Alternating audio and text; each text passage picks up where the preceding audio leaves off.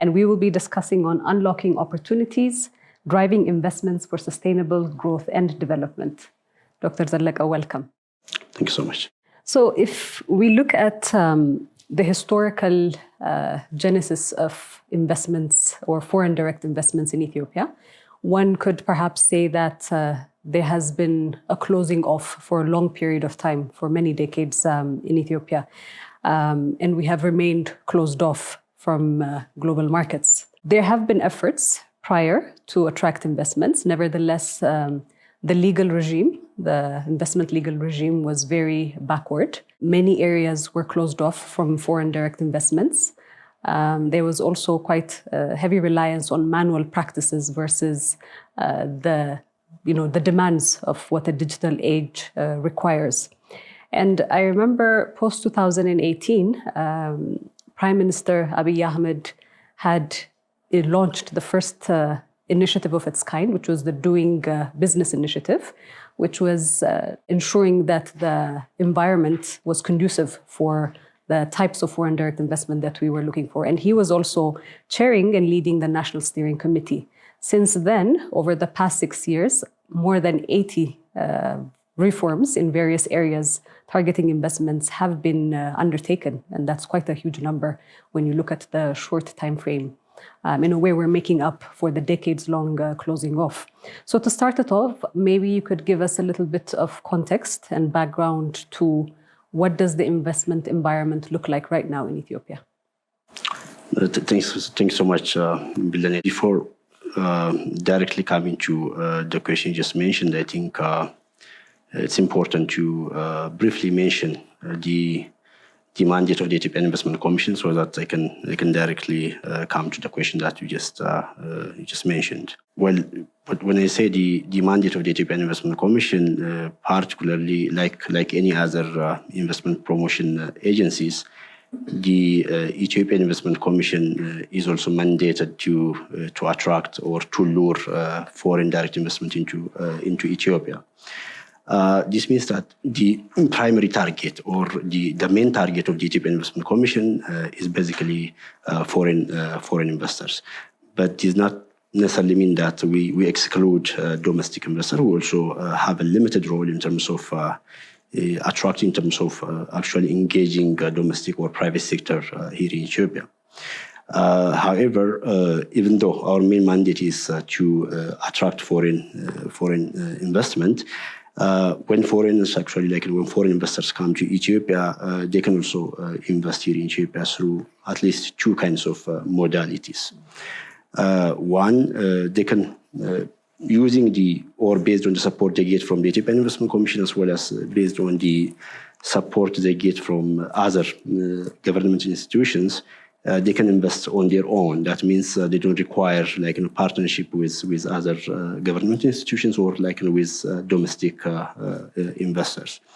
The second modality, which basically investors or foreign investors use to invest in Ethiopia, is to create a sort of partnership with domestic investors, as well as with some of the Ethiopian government institutions, for example, such as the Ethiopian Investment Holding, because it's another investment arm of the Ethiopian. So public partnership, private partnership. Absolutely, yes, yeah. So they can engage either through joint venture mechanism with private sectors, domestic investors, as well as with government institutions such as EIH, also with other relevant government institutions. So the main mandate of the Ethiopian Investment Commission in this regard is basically to attract, as I said, foreign direct investment. However, whether they use the JV modality, joint venture modality, or whether they are going to invest on their own, then the Ethiopian Investment Commission provides end-to-end service to foreign investors through its one-stop service arrangement. As part of our basically OSS system or one-stop service arrangement, we provide different kinds of supports or assistance to foreign investors. So the OSS system, again, because it leads back to the first question that I asked you, is a new undertaking. Absolutely. And I had indicated earlier on that we had manual practices, and as part of the reforms, ensuring that you have this one-stop service as part of creating the conducive environment is something that came. Absolutely. Can you elaborate on these other elements that are now part of this conducive investment environment that have been created? Absolutely. I'll come to that point. Okay, so the Ethiopian Investment Commission basically has the one-stop service system, and then as part of this one, we're providing different kinds of services. That means when foreign investors come to Ethiopia, they are not required to go to different ministries, or they are not required to knock the gates of different ministries or the gates of regional authorities. That means we provide every service on spot. For example, we provide support with regard to immigration issues. That means, for example, when a foreign investor arrives in Ethiopia, the Ethiopian Investment Commission, as part of its OSS arrangement, it actually provides investment visa support so that they can get this expedited investment visa procedure, as well as we also support them with regard to the residence permit. Aside from this, we also provide support across different issues. For example, with regard to the banking issues, when bank-related issues, as well as in terms of also creating this market linkage with domestic investors. So the main idea behind the one-stop service is basically to create a very conducive environment for foreign investors as well as for local investors, so that they are not required to go to like different ministries, and then that way we are able to also cut what you call it red tape procedure.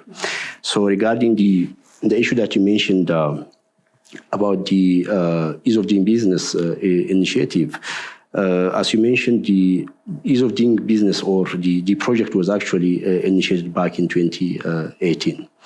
So in fact, when the project was initiated, when the Prime Minister himself was actually initiated this project, Ethiopia was ranked 159 out of 190 countries globally. This means that it was quite difficult to do business here in Ethiopia because of different kinds of bureaucracies that we have across different ministries or across different regional government offices. So this actually pursued the Prime Minister himself actually to take a bold and a progressive measure so that to improve the ease of doing business here in Ethiopia. So basically, the ease of doing business initiative has got two different phases, but different in the sense they are highly interconnected. But the phase, in terms of phase, it was actually divided into two different phases.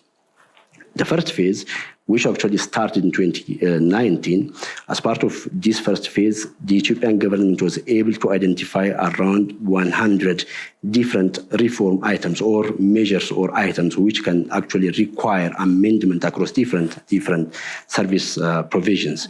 That means in order to create a very conducive environment for foreign investors, then the Ethiopian government should have conducted reform across these 100 reform items or measures. So following this one, so the Ethiopian government, as part of its implementation stage, when the government started its implementation stage back in 2019, so out of these 100 reform items, the Ethiopian government was able to implement 80 reform items. This means that basically the government has took a very bold measure in terms of creating what you call it this conducive business environment. But the issue is that, for example, as part of this one, as part of the 80 different initiatives, if you look at, for example, the legal reforms that the government has taken, so more than 85 different legislative forms or reforms have been taken place in Ethiopia. For example, previously the commercial code that we have, it stayed here, in Ethiopia for more than 50 years without, right? Absolutely, without even amendment. So now, as part of this reform initiative, we were able to revise the commercial code, and as well as part of this reform initiative, we were also able to, in fact, approve a new capital market proclamation. It's new. We didn't have that kind of mechanism here in Ethiopia. Also, we were able to also approve what you call the e-transaction proclamation, and as well as commercial registration, and then business license also is part of this broader spectrum. So this clearly tells you that the Ethiopian government is taking a very bold measure a very serious commitment in terms of creating a very conducive environment, a very enabling environment for foreign investors. Then maybe let me ask you, Dr. Zeleke, when we're talking about reforms within the legal regime for making investments conducive, can you unpack it a little bit? If we've changed several, codes, if the commercial code has been changed, what does it actually mean for a foreign direct investor that's trying to invest in Ethiopia? How does that translate into what they're trying to do here? If you have specific examples as well. I think that's a very good question. So normally when you amend or when you change laws, the main agenda, the main objective that you want to achieve is to create predictability or certainty for foreign investors. That means like any foreign investor that comes to Ethiopia makes an assessment before like investing here in Ethiopia. So they assess the legal regime that we have. They assess the environment, the ease of doing business environment and everything, and based on that one, they make a decision. So this kind of actually reform, the reform that we've made in terms of legal, in terms of like amending or improving the laws that we have, one, it creates a very conducive environment in terms of actually creating what you call it predictability for investors. Aside from predictability, because the moment you start like changing laws every time, then basically you are going to have like a very suspicious environment. You're going to create a very suspicious environment for investors. So one, it creates what you call it predictability and as well as certainty. But the issue is that aside from this one, it also broadens the area of engagement, the area of the scope of engagement for foreign investors. For example, let me take one example, the trading sector. Ethiopia closed its doors for almost like more than 50 years when it comes to the trading sector. But recently, as part of these reform initiatives, the Ethiopian Investment Board adopted a new directive which opens up the trading sector. That means foreign investors, now they can engage, they can invest in trading sector, particularly they can engage in wholesale trade. In retail. Absolutely. Retail trade, they can engage in import trade as well as in export trade.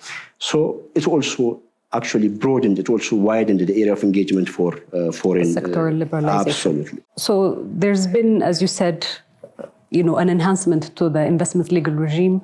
There has been a lot of areas, sectoral liberalization that is attracting different investors. When it comes to Ethiopia's economic focus on 5 economic pillars, this has also opened up areas before that were not, conducive to foreign investments as well as local investments as well. With all of these changes that have been made as part of the Ease of Doing Business initiative, what have been the responses from investors that you have encountered? I think that's a very good question. So basically as part of these reform initiatives, there are positive responses that we have been receiving from investors coming from different corners of the world. For example, if you look at the data that we have, even if you compare the first quarter of the previous year with the first quarter of this fiscal year, there is an increment, an FDI increment, there is like around 6.4% FDI increment here in Ethiopia. This clearly tells you that there is a positive spillover effect of this reform.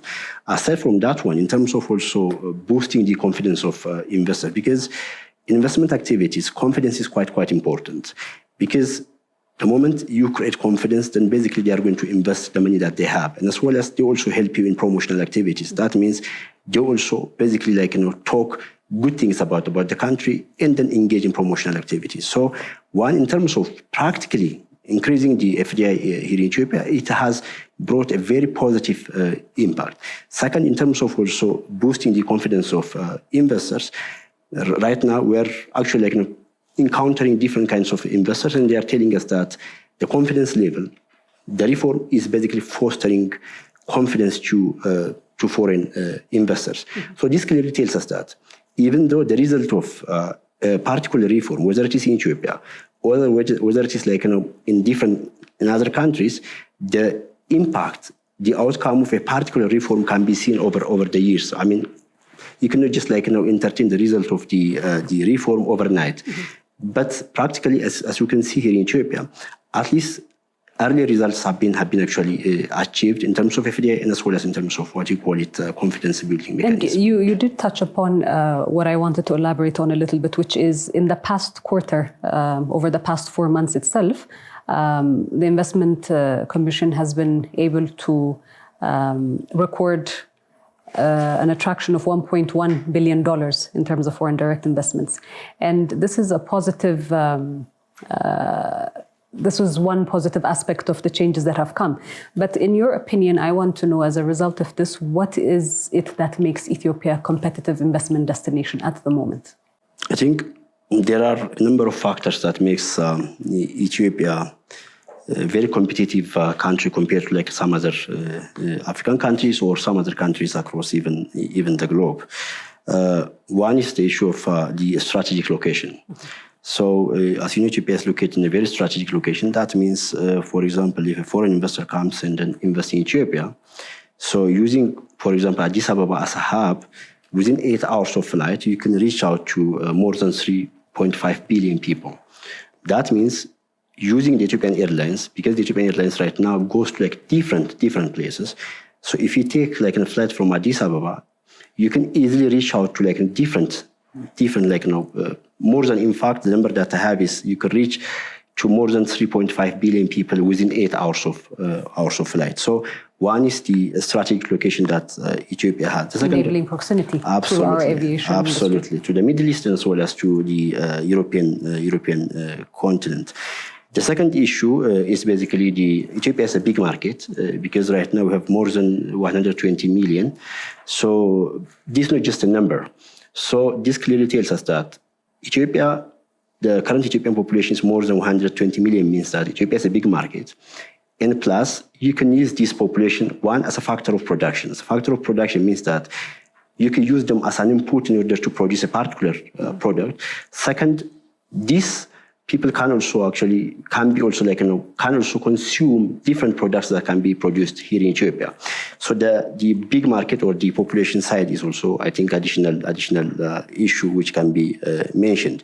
The third issue is with regard to energy.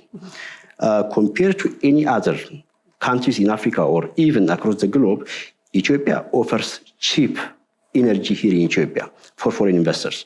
For example, right now, we are receiving more, we are seeing more appetite from foreign investors to engage in data center and crypto mining sector. Mm-hmm. This is purely because of Ethiopia's energy sector, because Ethiopia actually provides a very cheap and then actually very competitive energy sector. So this also additional, I think, opportunity.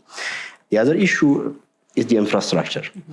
As you know, here in Ethiopia, we have built close to 30 industrial parks. Now we call them special economic zones. So if you look at all of these industrial parks, all of them are actually equipped with the required infrastructure. So this also creates a very conducive environment for foreign investors to come and invest in Ethiopia. And it also actually gives a competitive advantage to Ethiopia compared to some other African countries. Can you expand a little bit in terms of the required infrastructure that you say within these industrial parks? What is available? So let me just go back and then explain a bit the industrial parks regime that we have in Ethiopia. Right now we have 3 different categories of industrial parks. Now we call them special economic zones. Some of them are actually owned by the federal government, and then they are 13 number. And then some of them are actually administered or owned by the regional states, and we call them integrated agro-industrial parks. And we have an uptake of private sector also investments in creating industrial parks. Absolutely. So we have also these integrated agro-industrial parks. All of them are actually owned by regional states. Mm-hmm. We also have industrial parks or special economic zones which are developed by the private investors. Mm-hmm. All of them are in fact owned by foreign investors. So right now we have 5 operational special economic zones in Ethiopia. One is what you call it Woda, which is located here around Addis Ababa. The other one is Hwajan, is also located in the heart of Addis Ababa. Mm-hmm. And the other one is East Industry Park. And so we have in total 5 industrial parks which are operational. So in terms of the facility they provide, one, all of these industrial parks, we provide what you call it the OSS system. That means investors, as I mentioned earlier, investors are not required to go to different ministries. Rather, we provide end-to-end service at the park level.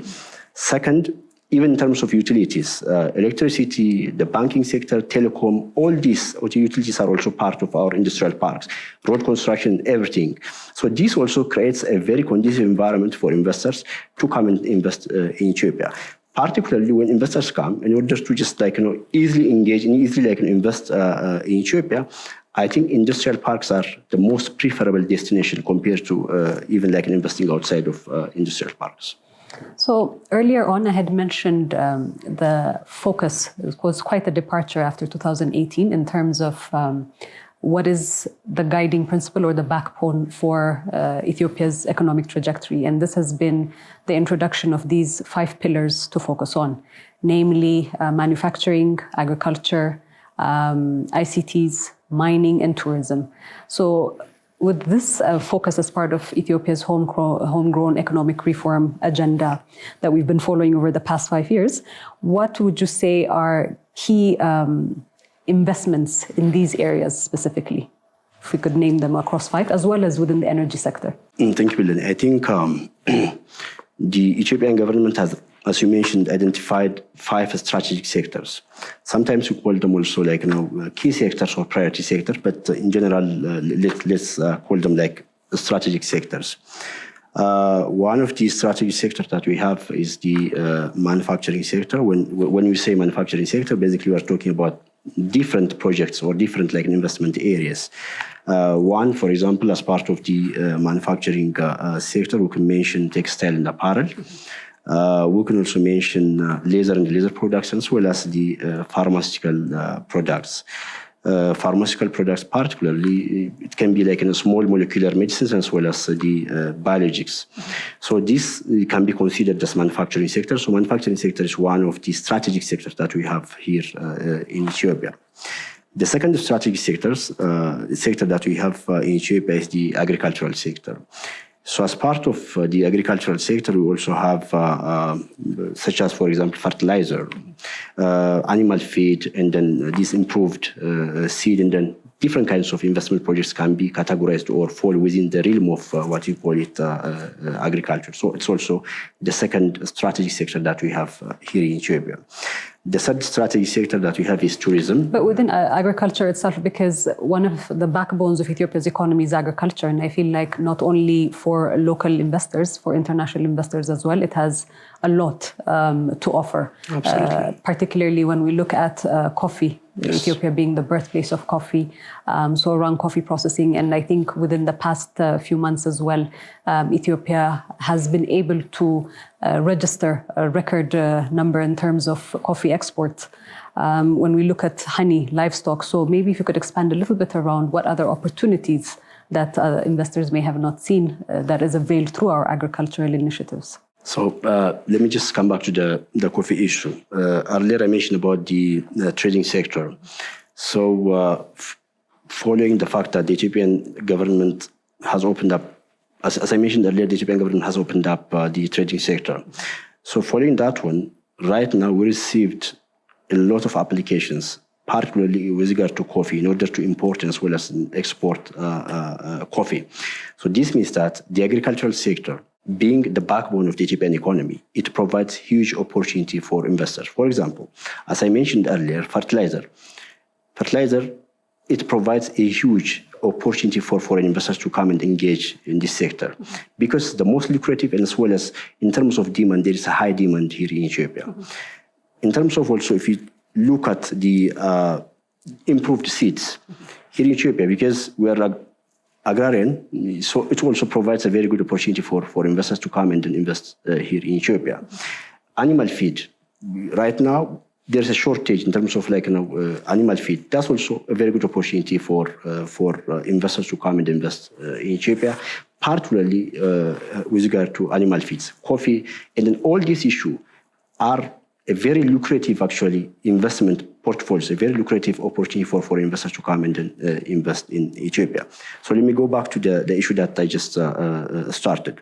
So the fourth strategic sector that we have is basically the tourism sector, and then tourism also consists of various sorts of investment projects such as MICE, sometimes also called event tourism, recreational activities, and then a lot of investment opportunities can be also given to foreign investors here in Ethiopia. ICT is also the other strategic sectors. In tourism itself, conference tourism has always been big, but now Ethiopia considered the fourth diplomatic capital of the world. There is a lot of activities that are also coming here. So facilities around that are also a lucrative potential in that sense. It is, absolutely.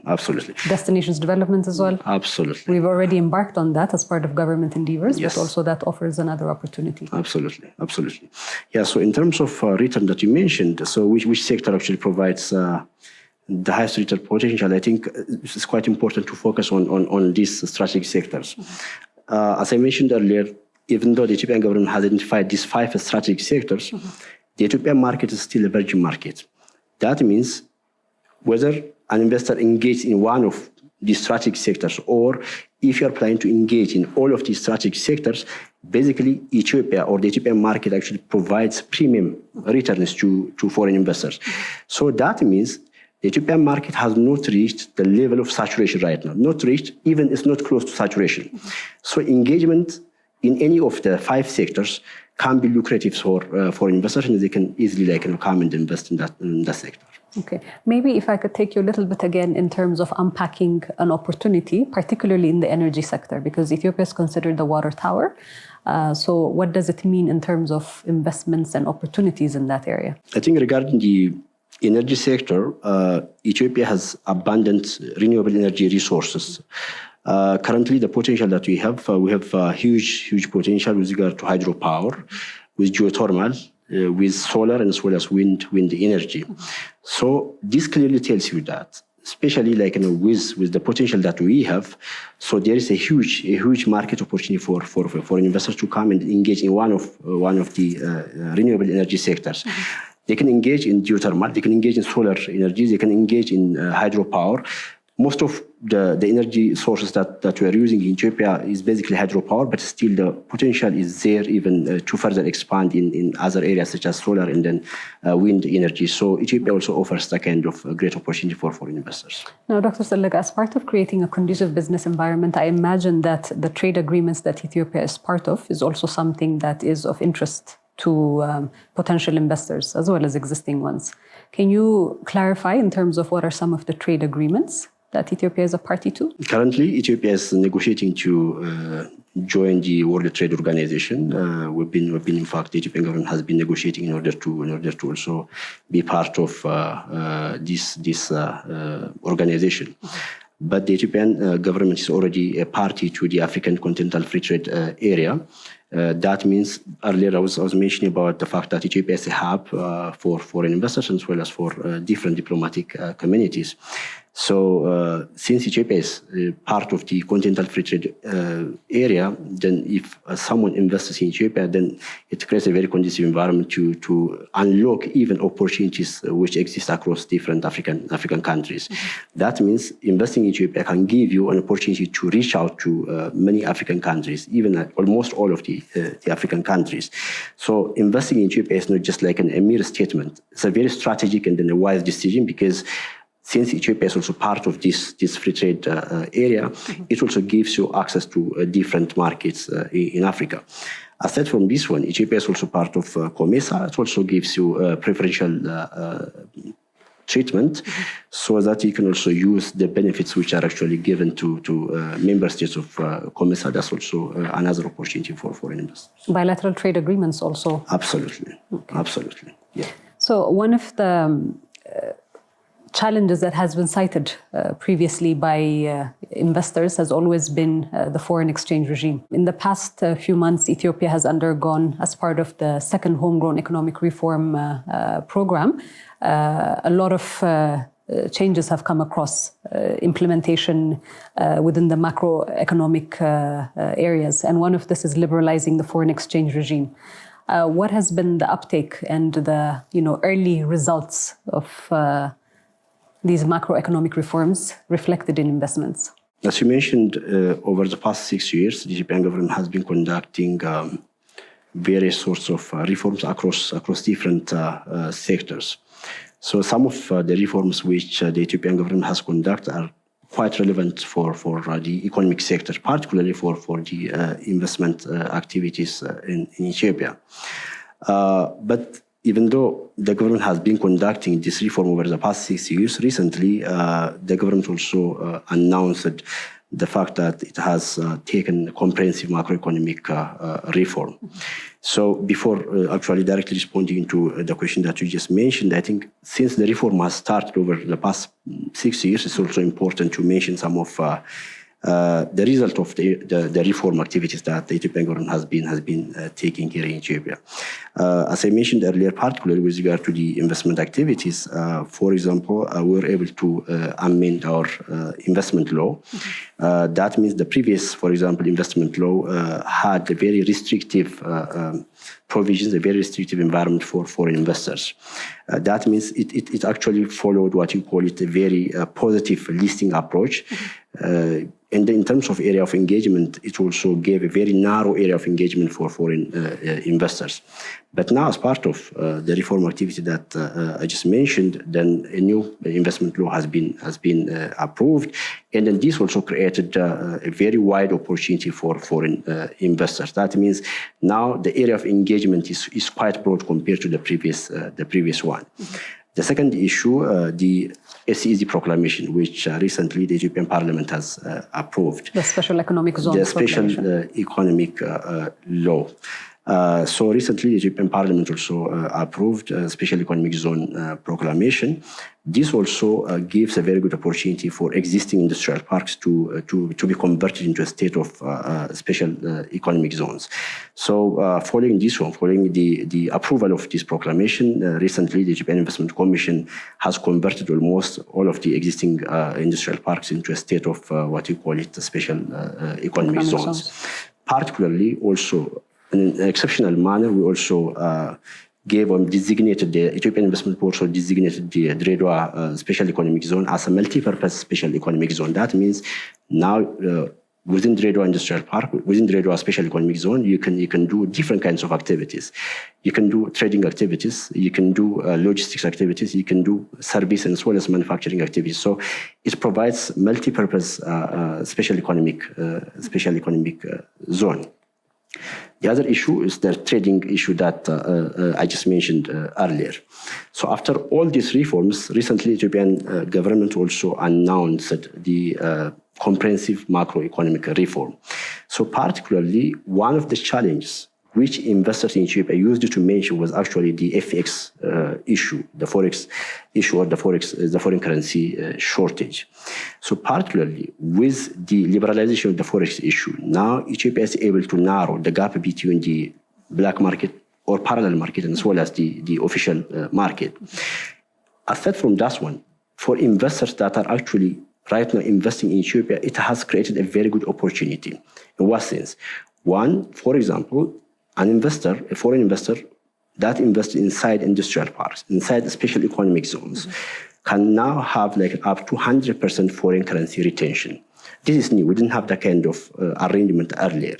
So this created a very good opportunity for investors to come and invest in Ethiopia. Aside from this, basically in terms of also remitting dividends, so we had a very difficult situation in terms of giving opportunity for foreign investors to remit their dividends to their preferred country. But now, even this also creates a very conducive environment also for investors to also remit their dividend quite easily or smoothly compared to the previous regime. Plus, even the response that we are getting from different investors, from different associations, from Industrial Park Association, is quite positive when it comes to the reform, the recent macroeconomic reform. That means it creates a very good opportunity for investors, not only for existing investors, also for investors that are actually planning to come and invest in Ethiopia. So it's actually the reform is able to curtail or able to address one of the big challenges that we had here in Ethiopia. Thank you for sharing that, particularly in terms of repatriating their dividends. You come across a lot of investors, potential as well as ones that have already been established here. For the ones that have been established here, can you share examples of what this new foreign exchange regime has meant for them? If you have specific examples around that. For example, in terms of when investors want to, for example, bring duty-paid capital goods, construction materials, so far they were relying on Franco-valuta regimes. But however, the fact that the Ethiopian government has taken this kind of bold measure has created a very good opportunity for investors, even for existing investors, to use this mechanism and then to even further expand as well as to reinvest their investment here in Ethiopia. That means, for example, rather than using Franco-valuta regime, in fact, the Ethiopian government has already imposed the Franco-valuta regime. Rather than using that one, now they can easily access foreign forex from commercial banks. That means the reserve even that we have. In fact, the National Bank of Ethiopia might say a lot on this issue, but the reserve that we have even at the National Bank of Ethiopia has increased dramatically. So this creates a very good opportunity for investors, for commercial banks in Ethiopia, and as well as for investors to access even forex from commercial banks. So for existing investors, it gives a very good opportunity to access forex from commercial banks. As for the remitting or repatriating dividend, earlier one of the challenges that we had, aside from the forex issue, was actually the repatriation issue. Repatriation from international point of view, from international law point of view, it's a right. Investors have the right to repatriate their dividend, their profit. That's what the law guarantees. Even as part of our legislation, they are legally guaranteed to repatriate their dividends as well as profit. However, because of the shortage of forex that we had here in Ethiopia, then they were not able to even repatriate. Yeah, so they had to go through this waiting process. That means they had to wait even for a very long period of time, and then that kind of actually waiting creates a very frustrating environment for investors. Now, the reform is able to reverse all these kind of challenges, and then it's creating so that wait period has been eliminated? Absolutely. It's creating a very good opportunity. Yeah. Okay. So when it comes to what you had mentioned earlier about creating a conducive business environment, part of creating that is enabling confidence building. So these measures that have been taken as part of the macroeconomic reforms, would you say that they are strengthening or building more confidence among potential investors and existing investors? Absolutely. Even though the result of the recent reform is quite early to us, it's quite early, but still the responses, the feedbacks that we're getting from our existing investors, as well as even from prospective investors, is quite positive. That means even when we engage with different investors in Ethiopia, as well as even outside of Ethiopia, for the purpose of actually luring them into Ethiopia, one of the issues that you mentioned was about the forex issue. But now, following the fact that following the reform that the Ethiopian government has taken, even prospective investors are basically showing great confidence to invest here in Ethiopia. So the reform has created, not only for existing investors, also for prospective investors, it has created a very good opportunity, a very good confidence. And then that one, we were also able to notice through our engagement with different investors association. So Dr. Zeleke, we've talked about what Ethiopia offers investors. We've talked about the various sectors that there's a lot of opportunities in.